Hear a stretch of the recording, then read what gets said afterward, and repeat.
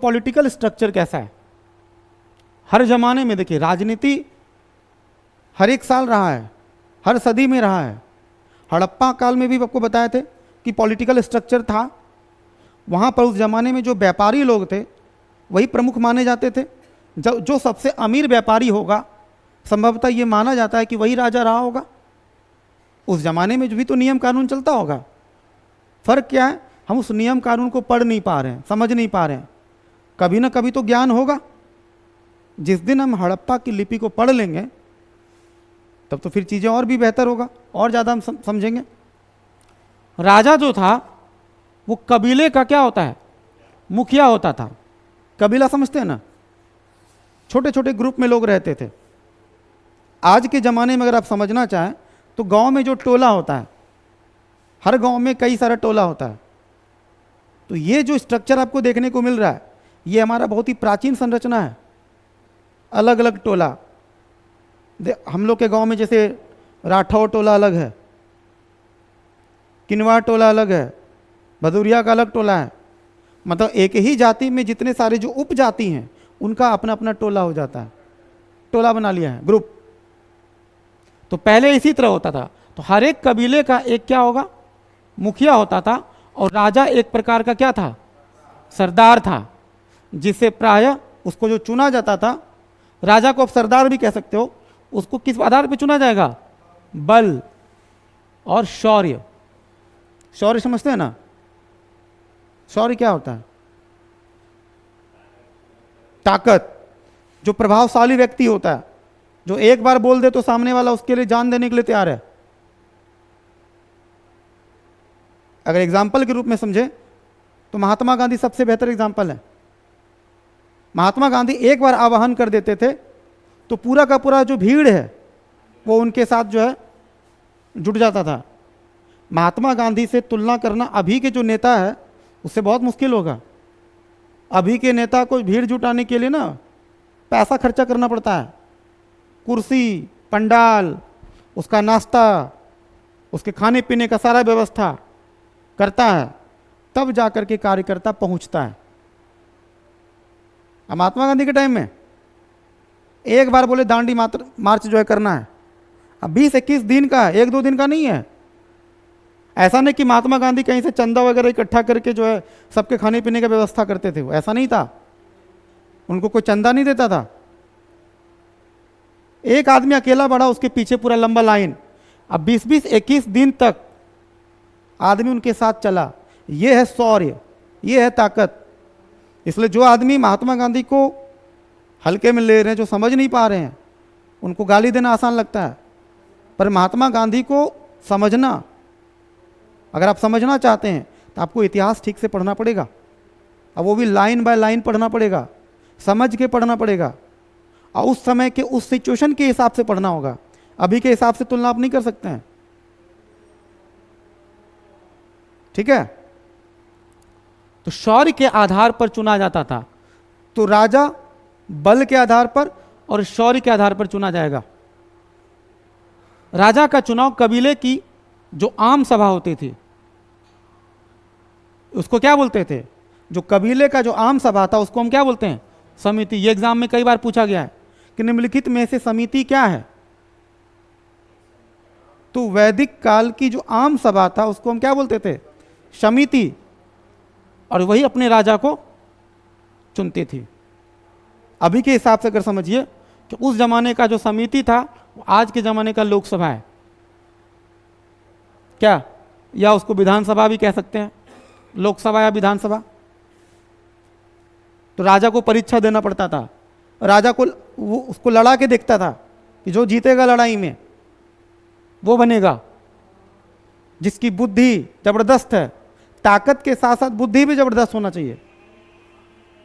Receive कीजिए, कौन है, बात कीजिए, देखिए कौन है, ठीक है। तो ये सभी चीज होगा तभी आप राजा बन पाएंगे। तो राजा अपने कबीले का क्या था, ध्यान रखिएगा, राजा केवल शासन करने के लिए नहीं था। राजा ऐशो आराम करने के लिए नहीं बनाया गया था। राजा किस लिए बनाया गया था, राजा बनाया गया था अपने कबीले की रक्षा करने के लिए, जो उस कबीले का, किसकी रक्षा करेगा? आम आदमी का तो रक्षा करेगा ही करेगा। आपको पता है कि हड़प्पा वासी कृषि बहुत ज़्यादा करते थे, लेकिन जो वैदिक काल का जो कल्चर रहा, उस जमाने में लोग पशुपालन बहुत ज़्यादा करने लगे थे।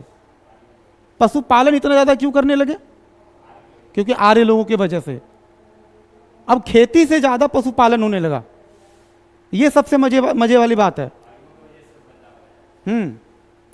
हड़प्पा वासी जो है वो कृषि प्रधान था। वहां पे कृषि जो है मुख्य पेशा था। याद रखिएगा, ये एग्जाम में क्वेश्चन आया हुआ है कि हड़प्पा काल में, हड़प्पा में लोगों का जो मुख्य आजीविका था वो क्या था? कृषि। और वही हड़प्पा के जो बाद है, जो वैदिक पढ़ते हैं, यहां पे क्या हो गया? पशुपालन। पशुपालन हो गया। ये सबसे बड़ा अंतर है। देख रहे इकोनॉमी कैसे चेंज हो रहा है। और ये इकोनॉमी क्यों चेंज हो रहा है? नए लोगों के आने की वजह से। भारत का भी इकोनॉमी चेंज हुआ अंग्रेजों के आने की वजह से। नहीं हुआ चेंज? भारत में कॉटन की खेती बहुत ज़्यादा तेजी से होने लगा।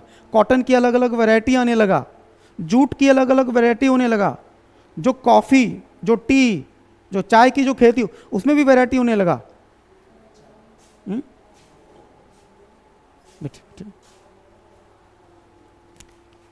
बात समझ में आ रहा है? तो ये परिवर्तन हुआ अंग्रेजों के, जैसे कि मॉडर्न हिस्ट्री में पढ़ेंगे तो अंग्रेजों के आने के वजह से इतने सारे परिवर्तन देखने को मिलता है। वैसे ही वैदिक कल्चर के टाइम में आर्य लोगों के आने के वजह से काफी कुछ परिवर्तन हो रहा है। सबसे बड़ा बात है कि जो समाज कृषि मूलक था, अब वो पशुपालन से ज्यादा परिचित हो गया। और यही रीजन है कि गाय सबसे पवित्र जानवर माना जाने लगेगा। अब भी के टाइम में गाय का वैल्यू सबसे ज्यादा होने लगा। अब देखिए, तो राजा को जो मेनली चुना जाता था किस लिए? आप जानवरों की सुरक्षा करना। क्यों? क्योंकि उस रीजन में क्या होता था कि जानवरों की चोरी बहुत होती थी। कोई भी आदमी, वो जो बाड़ होता है, बाड़ समझते हैं ना, जो टटिया का जो लगाया हुआ रहता है, रात में आदमी जगता था, जाके टटिया खोल के सारा जानवर लेके चला आता था। आप लोग भी देखे होंगे, गांव में पहले खूब होता था ये सब। लोगों का जानवरें चुरा लेता था। नहीं कुछ तो बकरी सबसे ज़्यादा चोरी होता था। किसी का खस्ती उठा के ले चला गया। दुर्गा पूजा के टाइम में देखिएगा, जो पाठा जो बलि पड़ता है उसका भी खूब चोरी होता है। अरे गांव में तो कोरोना के टाइम में हमको याद है अच्छे से, अक्सर सुनने को मिलता था, आज फलाने आदमी का जो है जो पाठा था वो हेरा गया, चोरी हो गया। अच्छा, पार्टी खूब बनाता था ये लोग। पता चला एक आदमी पार्टी दिया, सब लोग गया खाने के लिए। अब वो आदमी 2 दिन से अपना पाठा ढूंढ रहा है, और जो चुराया था वही सबको पार्टी भी दिया है, और जिसका चोरी हुआ वो भी आया है खाने के लिए। समझ रहे हैं? और उसका खुलासा हुआ बहुत बाद में, पता चला अपना ही जानवर चोरी हुआ, वही खाकर आ रहा है वो। तो गांव में ये सब चीज खूब होता था। गांव का कल्चर ना अभी भी कुछ कुछ चीज जो है आपको आज से 2000-3000 साल पहले का जो कल्चर है उससे आपको मिलता जुलता नजर आएगा। गांव में ये हरकत लोगों ने छोड़ा नहीं है। उस जमाने में भी जानवर खूब चोरी होता था। और लोगों का जो मेन धन है, सोना चांदी थोड़ी था मेन क्या है? जानवर। जानवर ही मुख्य संपत्ति हुआ करता था।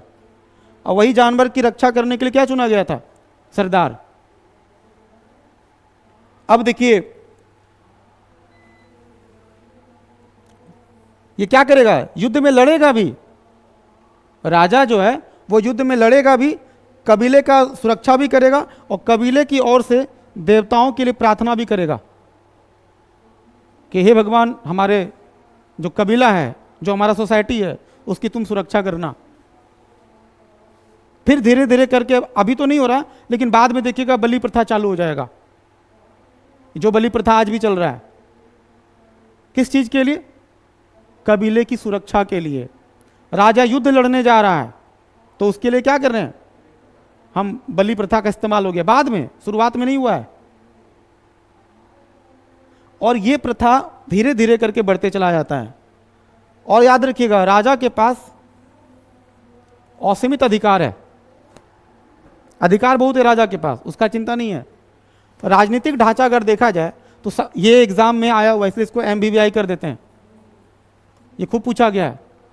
सबसे छोटी इकाई को क्या बोलते हैं? कुल। कई सारे कुल मिले होंगे तो क्या बना होगा?